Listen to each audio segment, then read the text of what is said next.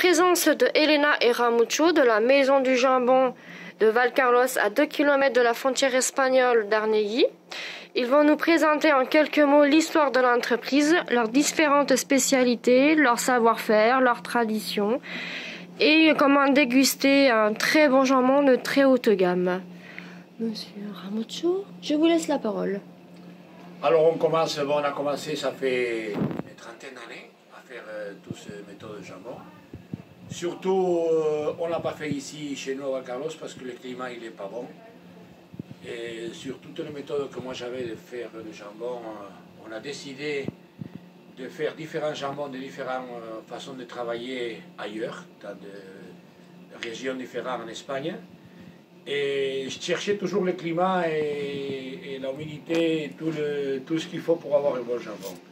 Et à partir de là, on avait la possibilité de faire le séchoir ici, mais moi j'étais contre ça parce que c'était tout artificiel et moi je ne voulais pas faire des choses comme ça. Donc on a décidé de bouger et d'amener tous les jambons de la façon qu'on voulait faire dans des endroits différents en Espagne. Comme ça on a eu plusieurs gammes.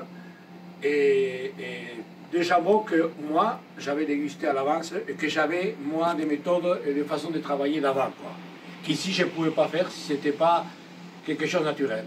Et c'est comme ça qu'on a décidé un peu de bouger et de partir un peu par toutes les régions de l'Espagne. Notre premier jambon et surtout notre bateau admiral, le jambon, c'est la truie de montagne. C'est celui-là qui a marqué une différence dans tout le restaurant, dans tout le marché de jambon chez nous en France. C'est surtout que c'est là qu'on travaille. Et on l'a fait parce que moi, en étant petit, je me rappelle très bien, dans les paysans, quand on tuait les truies, il y avait les truies qui se faisaient d'une année à l'autre, ou même de 2 ans, qui faisaient des petits, et ils se faisaient engraisser pour évidemment, pour tenir l'année de la famille, quoi. Alors moi, j'avais en tête ces jambons avec du gras bien fini, un jambon avec une viande bien faite d'une truie de 2-3 ans. Et j'avais ça à la tête, d'abord un peu romantique, mais après, je l'ai passé vraiment à faire ça que je voulais. Petit à petit, et finalement, on a réussi. On a eu pas mal de séchoirs entre Ségovie, entre Teruel, pour faire en plus différents jambons. Région de Saragosse pour tout là, et bon, on a trouvé la solution d'avoir un bon jambon, qu'on a une réussite, que les gens ils sont très contents, et qu'il y a une histoire dedans, quoi, parce qu'il n'y a pas beaucoup de monde qui fait ça, qui soutient toutes ces façons de travailler, et nous on l'a continué à faire. Et votre entreprise, donc elle date d'il y a combien de temps exactement? Combien de temps de... Oui. Si elle est fondée sur du familial, oui, vos ancêtres? Mon père, il travaillait sur la boucherie, sur la viande, mais moi, j'avais surtout parce qu'on faisait un peu de jambon à la maison. Mais comme je vous ai dit, ici, c'était pas un climat très bon pour faire du jambon. Alors moi, j'avais ça en tête et je me suis mis sur le jambon surtout et sur la charcuterie parce que c'est ça que j'aimais, c'est ça que je voulais. Et finalement, bon, mais on est parti à cause de ça. On est parti là. Ça fait 32 ans, non, par là, à peu près, qu'on a commencé à faire. Exactement, je ne me rappelle pas. Et petit à petit, on a monté. Bon, on a des séchoirs un peu partout. Séchoirs, ce n'est pas à nous, c'est des séchoirs qu'on loue le droit de sécher les jambons. Et c'est beaucoup mieux comme ça parce que je fais les jambons que je veux, où je veux, je tire le temps que je veux. S'il faut laisser 1 an, 2 ans, 3 ans, c'est nous qu'on commande ça. Et pourriez-vous nous expliquer par rapport à vos traditions, le désenfumage, enfin l'enfumage, on ne fait pas de jambon à l'enfumage. On fait une toute petite quantité de jambon fumé, mais on fume à l'ancienne méthode. On fume avec la braise, jamais avec la fumée. Parce que moi je trouve que c'est pas naturel de fumer un jambon. On enlève beaucoup le goût du vrai jambon. Chez nous, c'est le sel naturel, sel marin, et séchage naturel. Et ça dépend, l'endroit où on sèche, avec le climat qu'il y a, c'est là qu'on voit les différents goûts du jambon. Même avec la même matière première, ça dépend où on sèche, le climat qu'il est, c'est là qu'il y a les différents goûts.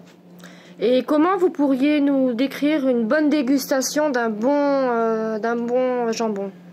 Le jambon, c'est très facile. Il faut le couper à froid, couper à froid pour que ça soit bien fin, pour qu'il soit bien, enfin bien fin, surtout les gens comme ils l'aiment, non?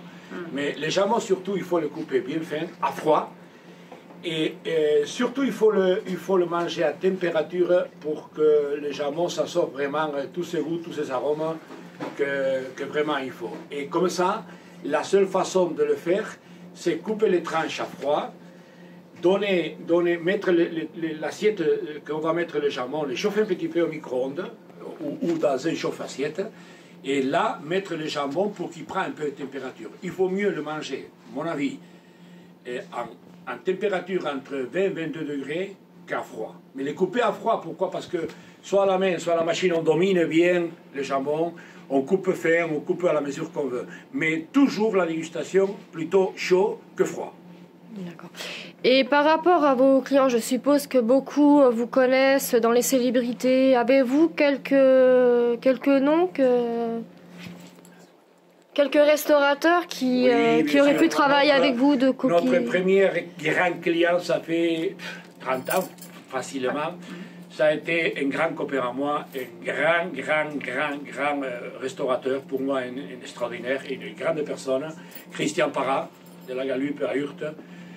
Et j'étais un très bon souvenir de lui. Après, bon, il y en a beaucoup, comme des clients comme Michel Ralaguiole, le frère Pourcel, Candeborde, je ne sais pas maintenant en tête, mais on en a beaucoup. On a les Pyrénées, Arambide, Fermine Arambide, aussi un grand cuistot qui vraiment il nous a fait beaucoup de choses avec le bon jambon, quoi.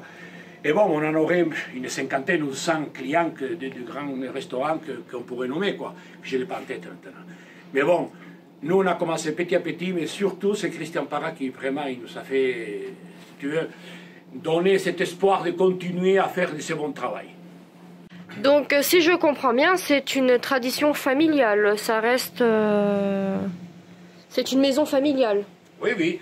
De toute façon, nous surtout, on a commencé, mon père il a commencé un petit peu, mais vraiment c'est nous qu'on a commencé à faire les jambons parce que moi j'avais en tête, comme je vous expliquais avant, je me rappelle très bien avec Amachi, avec la grand-mère, couper les jambons détruits à la main, le faire poêler, ces magnifiques odeurs, ce goût, ces choses que j'avais en tête, et c'est à partir de là que moi j'ai commencé à faire tout ce que j'avais en tête sur la jeunesse, quoi, sur l'enfance, quoi.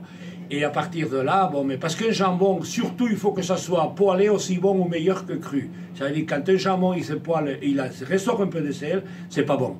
Et c'est ça que j'avais moi en tête, que nous, on mangeait toujours les jambons poêlés chez nous, ici aux paysans partout. Et ça, j'ai dit, je vais réussir à faire un jambon de façon qu'on peut manger de toutes les façons. Parce que la tradition d'ici, c'est ça. La tradition, c'est manger les jambons poêlés. Plus frais, moins frais, mais poêlés. Et pour ça, c'est compliqué à faire un jambon qu'il ne se ressort pas le sel. Et à partir de là, on a commencé, mari et femme, à travailler, à faire beaucoup de choses. Et jusqu'à le moment de maintenant. Qu'on se trouve mais très bien avec beaucoup de clients, un bon jambon. Et surtout, dans tout ce monde de travail et de ça, la chose plus importante, c'est qu'il faut être sérieux dans le travail et tenir une continuité de, je ne sais pas comment m'expliquer, bon, une façon de travailler tout le temps pareil et pas se moquer du client. Et ça, c'est le plus important de tout. Ok, ben on vous remercie pour cette explication, cette superbe histoire, et on vous souhaite un bon courage et puis une bonne continuation. Merci beaucoup. Merci.